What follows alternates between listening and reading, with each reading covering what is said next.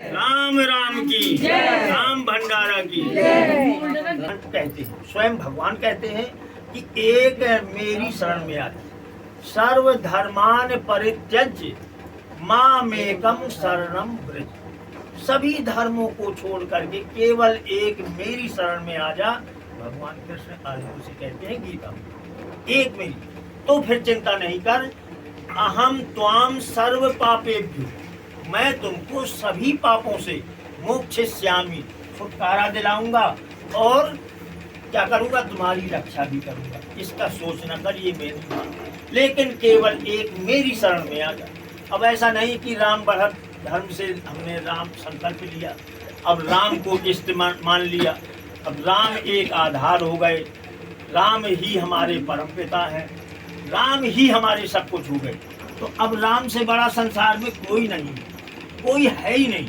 सारे सदग्रंथ रामायण भागवत गीता जो भी है उन ग्रंथों का निचोड़ सार यही है कि केवल सार राम राम राम ही करना है। तो जब इस राम राम में आ जाओगे तो तुम्हारे सभी ग्रंथों का पढ़ने का भी लाभ मिला, और यदि वो नहीं कर पाए तो लाभ नहीं मिल रहा। तो ये सीढ़ियां हैं वहां तक पहुंचने के लिए। जो राम राम में आ गया फिर उसको कुछ भी करने की जरूरत नहीं है ना कभी। अब वो ये भी कहते हैं भगवान कि यदि कोई श्रद्धा पूर्वक मुझे छोड़ के अन्य देवताओं को भजता है तो मेरा ही तो भजन करता है, क्योंकि राम कहाँ नहीं। जितने देवी देवता हैं वो सब राम के प्रभाव से ही वो अपना कर रहे हैं, जो कुछ हमें वरदान दे रहे हैं, हमें प्रदान कर रहे हैं, कृपा कर रहे हैं, तो वो नहीं कर रहे। वो एक निमित्त है, एक माध्यम बने हैं। वो प्रभु कृपा राम की है कि राम की। ब्रह्म राम से नाम बढ़, तुलसीदास जी कहते हैं रामायण कि ब्रह्म राम से नाम बढ़, वरदायक वरदान, और रामचरित सतकोटि मह, लिए महेश जिय जान। ब्रह्म यहाँ आया है निराकार ब्रह्म परमात्मा, और राम आया है उसी ब्रह्म के साकार रूप। तो ब्रह्म और राम माने जो हमारे परमात्मा के दो स्वरूप हैं, एक निराकार है, एक साकार। साकार भक्त अपने भाव से अनन्य भक्ति से उनको साकार प्रकट कर लेता है, और वरना वो सब जगह व्याप्त है निराकार। हरि व्यापक सर्वत्र समाना, प्रेम ते प्रकट होए मैं जाना, ये शिव जी कहते हैं। तो वो सब जगह है, लेकिन प्रेम से प्रकट हो जाते हैं अगर प्रेम पूर्वक पुकारो।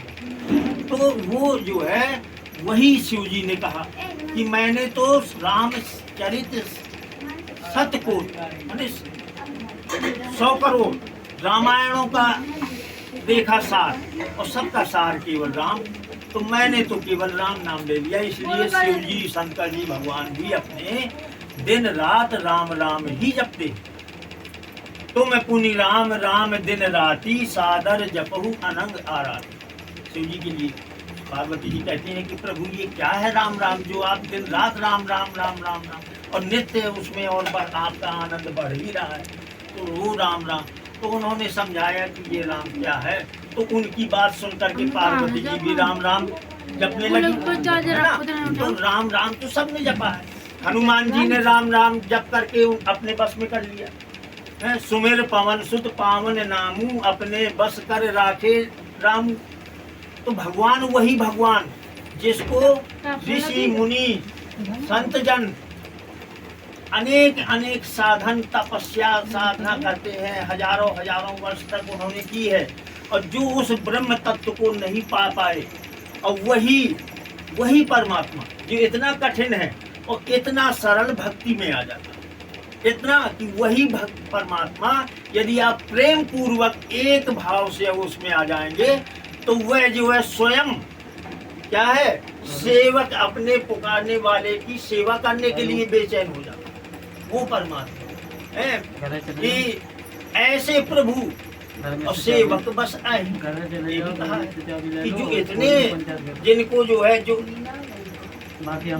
विष्णु विरंची शंभु भगवाना उपजहि जासु अंश तेना, उस परमात्मा के लिए विष्णु और शंकर और ब्रह्मा जी ये उनके अंश से उत्पन्न हुए, और अनेक अनेक जो मुनि हैं वो अनेक अनेक यत्न करते हैं उनको पाने के लिए, लेकिन साधारण नहीं मिल पाते। और ऐसे प्रभु परमात्मा अपने भक्त के बस में हो जाते हैं। ऐसे ही प्रभु इस प्रकार की उनकी महिमा है और सेवक बस है, सेवक के बस में हो जाते हैं। शिव जी ने बस में किया और हनुमान जी ने बस में किया, तो ये सेवकाई भाव से किया, दास बन के किया अनन्यता। अब इसके बाद देखिए बड़े बड़े आचार्य विद्वान पंडित बड़े बड़े मंचों में कथाएं करते हैं, तो अब वो सत्संग है मान लीजिए, आप मानते हैं, लेकिन सत्संग उसको मानो कि जहाँ सत्य का ही प्रवचन है और सत्य केवल राम है, इसके अलावा दूसरा जगत में सत्य है ही नहीं। तो सत्य का जब प्रवचन होगा तो सत्संग है। और यदि उन्हीं ने सत्य का प्रवचन तो थोड़ा किया और उसी में असत्य वाला भी भ्रम डाल दिया, उन्होंने कहा ऐसा करो सोमवार को जो है शिव जी के यहाँ ये चढ़ाओ, ये फूल चढ़ाओ, ये पत्नी चढ़ाओ, ये जल चढ़ाओ, फिर मंगलवार को हनुमान जी के यहाँ जाओ तो ये लड्डू चढ़ाओ, बुधवार को जाओ गणेश जी के यहाँ तो गणेश जी को चढ़ाओ, शनिवार को जाओ तो तुम अपना पीपल में दीपक रखो। अब ये सब जो उन्होंने इसी में ज्ञान अपना दे दिया तो ये प्रपंच में फंसा दिया। अब कहा तो एक राम वहाँ है कि एक राम में पहुँच गए, तो किसी देवता का हमें कुछ नहीं, वो सब अपने आप उसी में है, क्योंकि उन्हीं की कृपा से है, उनका ही भजन वो स्वयं कर रहे हैं, जिसका हम सीधा कर रहे हैं, तो वो हमारे ऊपर नाराज हो रहा है। उनके भी इष्ट अपने भी इष्ट, तो यदि हम इष्ट और उनके इष्ट का भजन कर रहे हैं तो वो हमारे ऊपर प्रसन्न ही हो। लेकिन भटक गए तो वहाँ भगवान का जो वचन है वो झूठा हो जाता है। अब वो जब हो गया कि वो तुम अनन्य भाव से मेरे पास आओ, अनन्य का मतलब होता है दूसरा नहीं, केवल अन्न एक, तो अब एक राम हो गया। अब हम क्यों भटके कहीं या फिर भटकते हैं, तो इसका मतलब है कि राम से बड़ा उनको मान लिया, इसलिए तो राम को पा करके और उनको छोड़ा, देवी देवताओं के पास जाने लगे, या कहीं भगत ओझा के पास जाने लगे, जोशी तांत्रिक के पास जाने लगे। तो इसका मतलब है ये सारी चीजें आपको राम से बड़ी लगी, तो वो निष्ठा आपकी नहीं हो पाई, इसीलिए लाभ नहीं मिल रहा है। और राम बढ़त धर्म आपको जैसे भी हो केवल यही समझाता है, यही गुरु संदेश है कि अगर आप राम बढ़त धर्म से संकल्प लिए हैं तो सबसे पहले सभी ये प्रपंच छोड़ करके केवल एक राम पर निष्ठ हो जाओ। सच्ची निष्ठा, सच्चा प्रेम केवल राम से लगा लो, फिर आपको किसी से डर नहीं है, क्योंकि संसार में फिर कोई ऐसा है नहीं, क्योंकि उन्हीं की रचना में, उन्हीं की सृष्टि में भूत प्रेत राक्षस और आपके देवता और देवी सब उन्हीं की उत्पत्ति में है, क्योंकि राम तो एक है, बाकी सब दूसरा संसार में आते, सब मरण धर्म है, सबका अंत होता है, केवल अविनाशी वही ब्रह्म है और उन्हीं का अंश है। मैं इसलिए जीव भी अविनाशी, ईश्वर अंश जीव अविनाशी, ये भी अविनाशी है, लेकिन ये शरीर तो चला जाएगा है, लेकिन जीव कभी नहीं, आत्मा कभी नहीं मरती, वो आत्मा ही अपना शरीर बदलती है, चाहे जिस योनि में जाए। ये शरीर कर्म के लिए मिला, तो यही संदेश है कि कर्म भी अच्छे करो, सदाचार अने परोपकार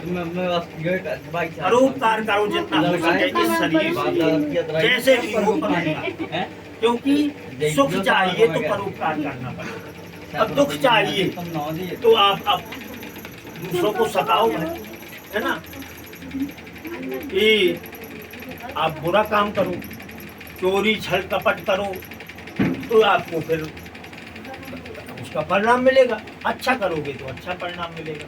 तो सबसे पहली बात ये है कि आपको राम नाम पर, एक नाम पर विश्वास करना है कि सर्वशक्तिमान हमारे परम पिता हैं, हम उनकी संतान हैं। जैसे पिता को माना जाता है तो वो हमारे अनेक अनेक जन्मों के लिए शाश्वत पिता हैं, हम शाश्वत उनकी संतान हैं, भले ही शरीर जो है बदलते रहे।